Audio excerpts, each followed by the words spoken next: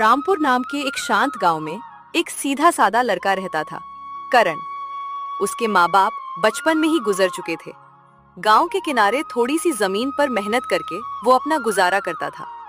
उसकी दुनिया छोटी थी, लेकिन उसका दिल बहुत बड़ा था।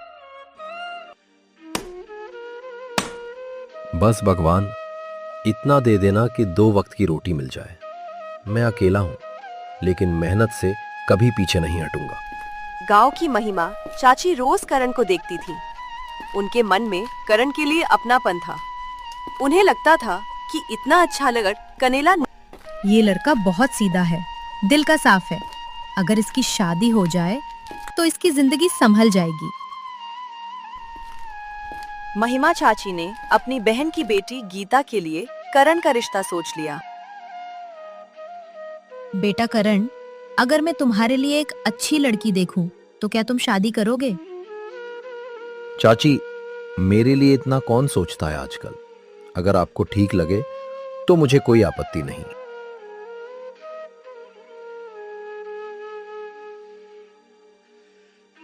कुछ दिनों बाद सादगी से करण और गीता की शादी हो गई। पूरा गांव खुश था।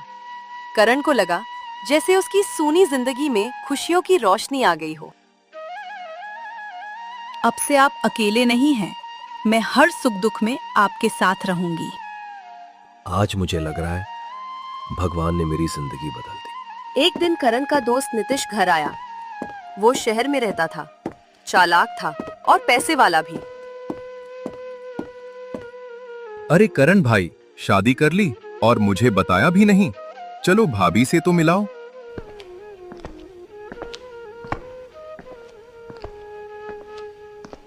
वाह, भाभी तो बहुत सुंदर हैं। यहीं से नितिश के मन में लालच और गलत इरादे पैदा होने लगे। भाभी, ये छोटे से गांव में क्यों रहना? आप तो बड़े घर में रहने लायक हैं। सच कहूं, कभी कभी मुझे भी लगता है। नितिश धीरे धीरे गीता के मन में लालच भरने लगा। महंगे गहने, साड़ियां और शहर के सपने। और यहीं से कहानी में शुरू हुआ धोखे का खेल। शादी के कुछ दिन बाद करण और गीता की जिंदगी धीरे धीरे चल रही थी, लेकिन गीता के मन में अब एक नई चाहत जन्म ले चुकी थी। अच्छी जिंदगी, ज्यादा पैसे और आराम। सुनिए करण, कब तक हम ऐसे ही रहेंगे? एक ही कपड़ा, वही घर, वही जिंदगी। क्या आपको नहीं लगता हमें कुछ बड़ा करना चाहिए? गीता, मैं मेहनत कर रहा हूं ना, धीरे धीरे सब ठीक हो जाएगा। कब? जब जिंदगी ही निकल जाएगी। आपको शहर जाना चाहिए, कुछ बड़ा काम करना चाहिए। गीता की बातें करण के दिल में उतर गईं। उसे लगा कि शायद सच में अब समय आ गया है कुछ बड़ा करने का। ठीक है गीता, मैं शहर जाऊंगा और कुछ बड़ा करके दिखाऊंगा।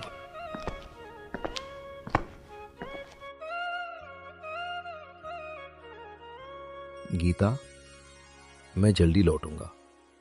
तुम अपना ध्यान रखना। आप चिंता मत कीजिए, मैं यहाँ संभाल लूंगी। करण को क्या पता था, जिसे वो सबसे ज्यादा भरोसे से छोड़कर जा रहा है, वही भरोसा टूटने वाला है। नितिश, मैं शहर जा रहा हूं। मेरी गैर हाजिरी में गीता का ख्याल रखना। तुम पर मुझे पूरा भरोसा है। अरे यार, ये भी कोई कहने की बात है? भाभी मेरी जिम्मेदारी है। दोस्ती के नाम पर धोखे की नींव यही रखी जा चुकी थी।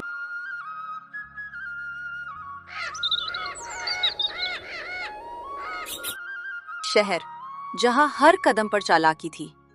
करण सीधा था और शहर था ठगों का।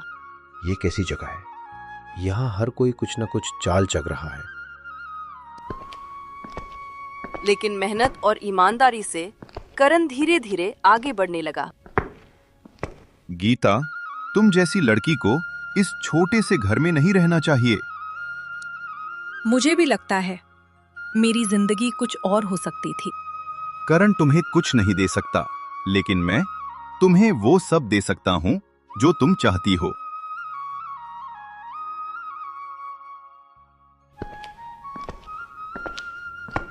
धीरे धीरे लालच ने गीता की सोच बदल दी और नीतिश का जाल अब उसे पूरी तरह घेर चुका था। अगर करण वापस आ गया तो उसे फिर कहीं भेज देंगे या ऐसा रास्ता निकालेंगे कि वो कभी वापस ही ना आए। अब बात सिर्फ धोखे तक नहीं रही, अब ये साजिश बन चुकी थी। एक तरफ शहर में मेहनत करता करण और दूसरी तरफ उसकी ही दुनिया उसके खिलाफ साजिश रच रही थी। जब भरोसा ही दुश्मन बन जाए तो इंसान को सबसे बड़ा धोखा मिलता है।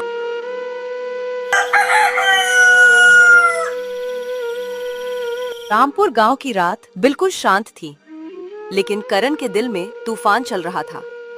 जिस दोस्त नीतिश उसने अपना भाई माना, जिस माया के लिए उसने शहर में दिन रात मेहनत की, आज वही दोनों उसके भरोसे को तोड़ चुके थे। आर्यन की आंखों में आंसू थे, लेकिन इस बार उसके अंदर का इंसान पूरी तरह बदल चुका था। नीतिश, मैंने तुझे अपना सबसे करीबी दोस्त माना था। जब मेरे पास कोई नहीं था तब तू मेरे साथ बैठकर खाना खाता था। मैंने अपनी पत्नी, अपना घर, सब कुछ तेरे भरोसे छोड़ दिया और तूने वही किया जिससे इंसान की आत्मा तक टूट जाती है। और माया, मैंने तुझे कभी दुख देने की कोशिश नहीं की। मैं गरीब जरूर था, लेकिन बेईमान नहीं था। मैं तेरे लिए मेहनत कर रहा था ताकि तुझे अच्छी जिंदगी दे सकूं। लेकिन तुम दोनों ने मेरी सच्चाई नहीं देखी, बस मेरा गरीब होना देखा। करण, मुझसे बहुत बड़ी गलती हो गई। शुरुआत में नीतीश ने मुझे बहुत अच्छे सपने दिखाए, महंगे गहने, अच्छे कपड़े, शहर की जिंदगी। धीरे धीरे मैं उसकी बातों में आती चली गई, लेकिन मैंने कभी नहीं सोचा था कि बात इतनी दूर चली जाएगी। मैं मानती हूँ मैंने तुम्हारा दिल तोड़ा है, लेकिन विश्वास करो, आज मुझे अपनी गलती का एहसास हो रहा है। बस करो महिमा, इतना रोने की जरूरत नहीं है। करण, तू हमेशा से बहुत सीधा था। दुनिया चालाक लोगों की है। और जहाँ तक महिमा की बात है, अगर कोई लड़की थोड़े से पैसों और सपनों में बदल जाए तो इसमें मेरी क्या गलती। मैंने बस वही किया जो मुझे सही लगा।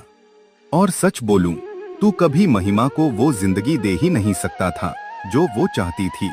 ठीक है नीतिश, आज के बाद ना तू मेरा दोस्त है और ना महिमा मेरी पत्नी। मैं किसी को रोकूंगा नहीं। जिस रिश्ते में भरोसा मर जाए वो रिश्ता सिर्फ नाम का रह जाता है।